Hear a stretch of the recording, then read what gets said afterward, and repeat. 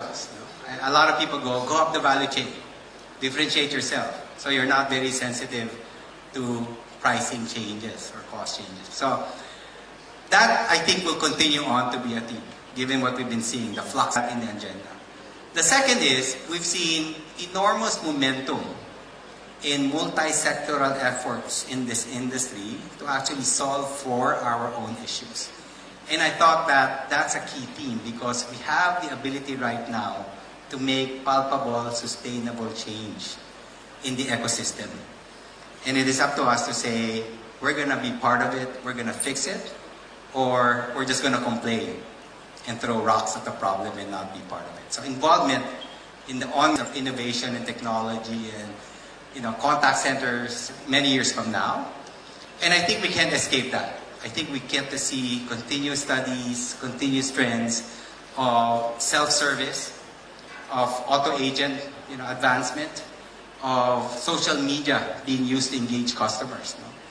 And although some of us are already adopting those technologies, it's important to think whether we're truly ready as an industry. We got to number one, given our value proposition. As mentioned earlier in the speeches, excellent English advantage, you got it. You got all of those. But what if the game changes? And what if in a couple of years, technology just really disrupts the way this thing works, the way customers want to engage their service providers and their companies, and the way companies want to reach out? And what if that disruption happens and we did not invest in understanding it and being part of it, if not being a leading proponent in it?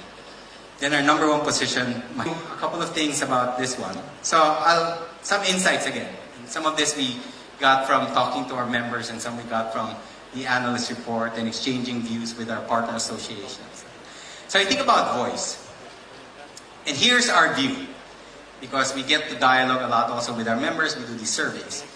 When we were in the 40 peso to the dollar exchange and there were 39 and people are talking about 38, 37 potentially, there was a lot of noise amongst our members in the voice sector. The peso as compared to the Indian rupee against the US dollar.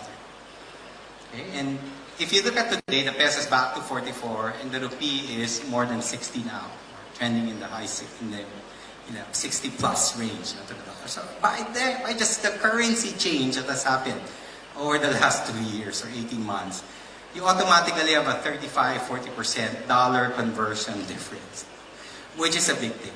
But the interesting thing is that we don't hear the noise as much anymore in the call center realm, with the appetite for demand for Philippines voice. We're more concerned if the peso strengthens because a lot of our costs are in peso. But we don't concern as much if we're digressing. And I think that's the case, not unlike the players in IT or non-voice BPO or other sectors. And that, I think, is the power of brand or service differentiation. When there is a broad global view and more sensitive, and it's less, becomes an issue, how we're different. And I think that's a very, very important lesson for us to learn because this will continuously be a competitive marketplace. And we're always going to have to keep growing by competing also with others. Now, you step back and say, what else is uniquely in the Philippines that you can build on to be uniquely positioned and put around how do we protect this for a long, long time? And one of the things, just again, initial sharing of an idea of what it could be is, when you talk about globally, one of the biggest opportunities in our business is the healthcare reform that's going on.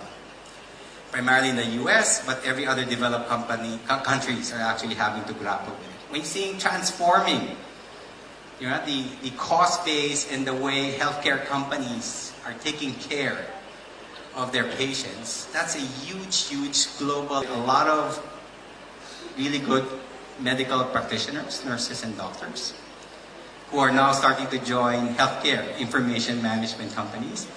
We have had a also strong legacy of IT support for the healthcare industry. And we also have the BPO workers that have been doing healthcare insurance administration work. So when you look at how do you transform a business or an industry in healthcare, and you need all of these services to be introduced in all of those elements. So I guess the proposition is, can that be a unique Philippine brand that we can emerge and work together? Now, in the workshop on healthcare, you'll hear stories about companies. One of them was an IT company. And because of this, healthcare had actually added a service line for clinical voice and voice.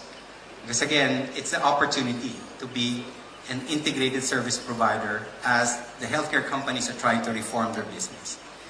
And vice versa. Call center companies that are adding their healthcare practitioners mostly participated. Because again, it cuts across all of us. So when we start to look at a vertical view, that's the big opportunity. Can we work together?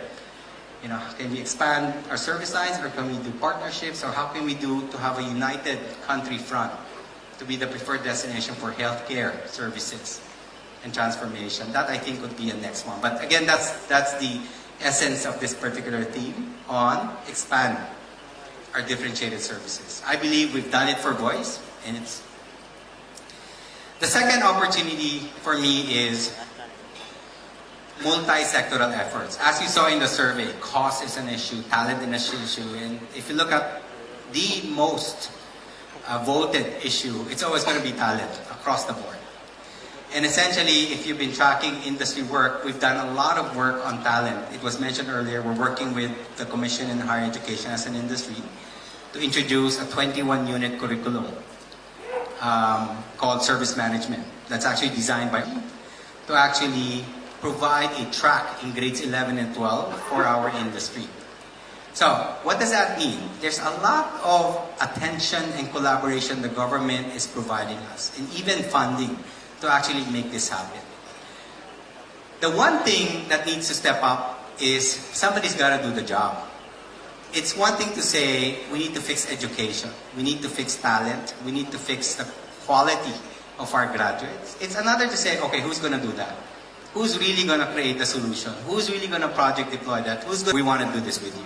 We want to be flexible. We want you to do it even. You want you to design it. And then later on they came back and said, you need funding, here's funding. If you have a good proposal, they're going to fund it. In the last forum, we had Secretary Abad, and he actually told everyone, you don't have a problem with money. If you have a good proposal, it helps your industry, send it to us, we'll work on it. Your problem is not money. You know, we have money, more money. Your problem is capacity. Do you really have people? In my opinion, do you have people who will solution it, and a partner that wants to be this collaborative and supportive? And that's why we need to capitalize on that. How do you participate? We have the associations that I mentioned, CCAP and the others. The associations have councils, working councils. Right now, we have a council that's working on the revisions on the near higher training program we have with TESDA. We typically call for people to actually helping us do the curriculum design so that the near higher program with government is actually more effective. Those are the real heavy lifting that we gotta put in to make this work. Otherwise, it's all calling out the issues, throwing rocks at it, waiting for somebody to come in and fix it. The main message here is private sector needs to come. It's also the event that we're launching, a new CCAP association program. And if you've been tracking our work with TESDA, which is the near higher training program, and we call it the Training for Work Scholarship Program, ITWSP, there is a private sector contribution to those scholarships. Government gave us a lot of money to run these programs. So today we're launching that, but just to pause and acknowledge our contributions, and just to give you an idea what we mean by get involved in multi-sectoral efforts, including government PPP projects. Just to recap, one of the things that we got involved in last year was actually running 44,000 scholarships. We actually